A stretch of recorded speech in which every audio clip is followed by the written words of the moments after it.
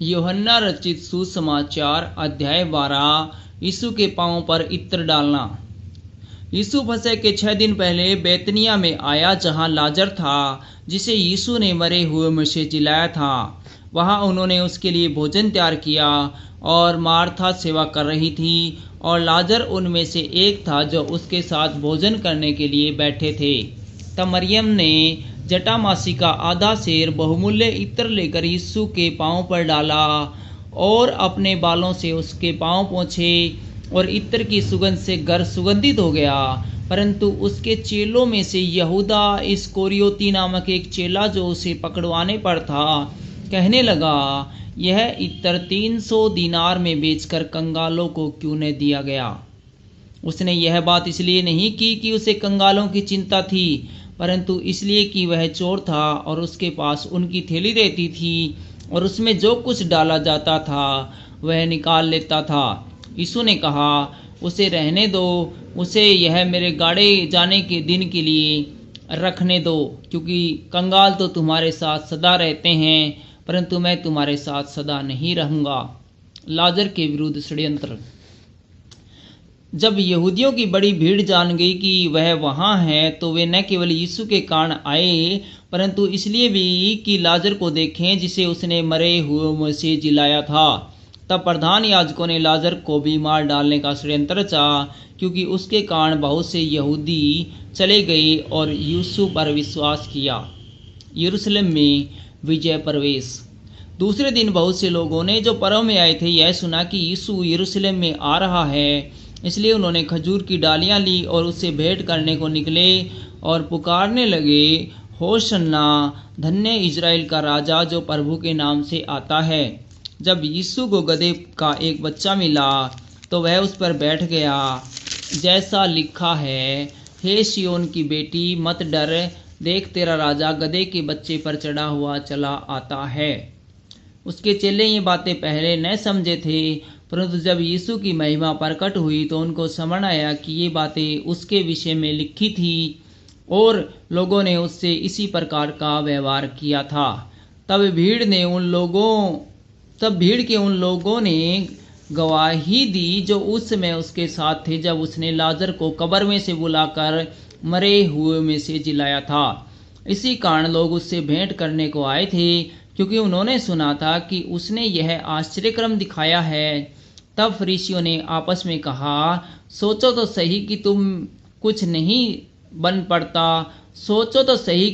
कुछ नहीं बन पड़ता। देखो, संसार उसके पीछे हो चला है। यूनानियों का यीशु को ढूंढना। जो लोग उस पर्वत में आराधना करने आए थे उसमें से कुछ यूनानी थे।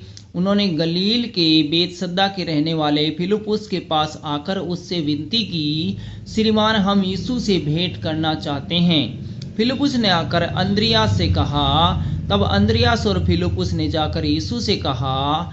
इस पर यीशु ने उनसे कहा, वह समय आ गया है कि मनुष्य के पुत्र की महिमा हो। मैं तुमसे सच सच कहता हूँ कि जब तक गेहूं का दाना भूमि में पड़कर मर नहीं जाता वह अकेला रहता है, परंतु जब मर जाता है तो बहुत फल लाता है।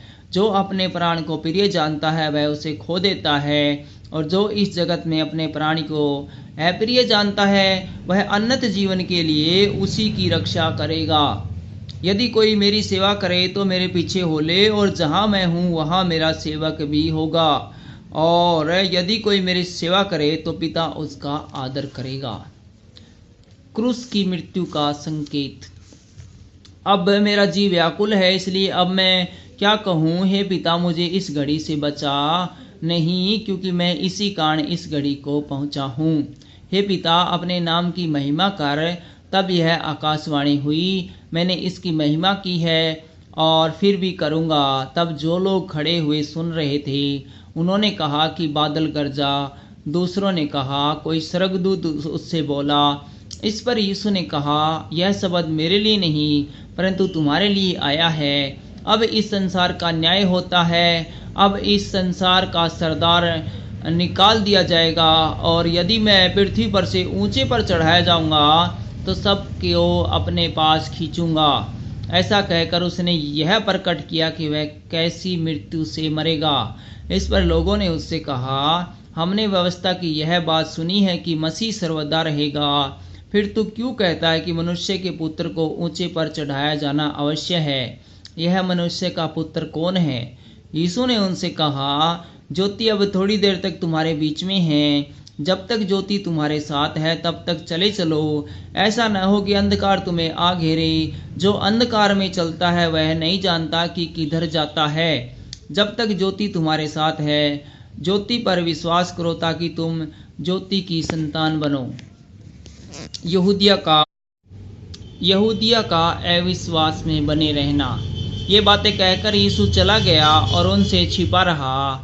उसने उनके सामने इतने चिन्ह दिखाए तो भी उन्होंने उस पर विश्वास न किया, ताकि यशायाह भविष्यवक्ता का वचन पूरा हो जो उसने कहा, हे प्रभु, हमारे समाचार का किसने विश्वास किया है और प्रभु का भुजबल किस पर प्रकट हुआ है। इस कारण वे विश्वास न कर सके, क्योंकि यशायाह ने यह भी कहा है, उसने उसकी आंखें अंधी और उनका मन कठोर कर दिया है। कहीं ऐसा न हो कि वे आंखों से देखें और मन से समझें और फिरें और मैं उन्हें चंगा करूं।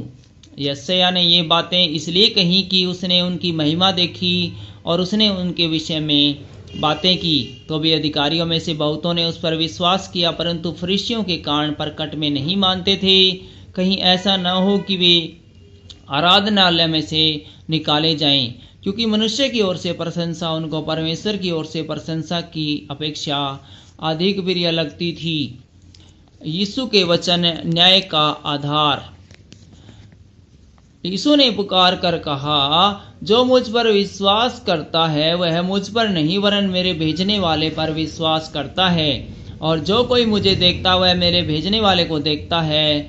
मैं जगत में ज्योति होकर आया हूँ, ताकि जो कोई मुझ पर विश्वास करे वह अंधकार में रहे। यदि कोई मेरी बात सुनकर न माने तो मैं उसे दोषी नहीं ठहराता, क्योंकि मैं जगत को दोषी ठहराने के लिए नहीं, परंतु जगत का उद्धार करने के लिए आया हूँ। जो मुझे तुच्छ जानता और मेरी बातें ग्रहण नहीं करता, उसको दोषी ठहराने वाला तो एक है, अर्थात जो वचन मैंने कहा है वही पिछले दिनों में उसे दोषी ठहराएगा। क्योंकि मैंने उसकी ओर से बातें नहीं की, परंतु पिता जिसने मुझे भेजा है उसी ने मुझे आज्ञा दी है कि क्या क्या कहूँ और क्या क्या बोलूँ, और मैं जानता हूँ कि उसकी आज्ञा अनंत जीवन है। इसलिए मैं जो कुछ बोलता हूँ वह जैसा पिता ने मुझसे कहा वैसा ही बोलता हूँ। Thank you.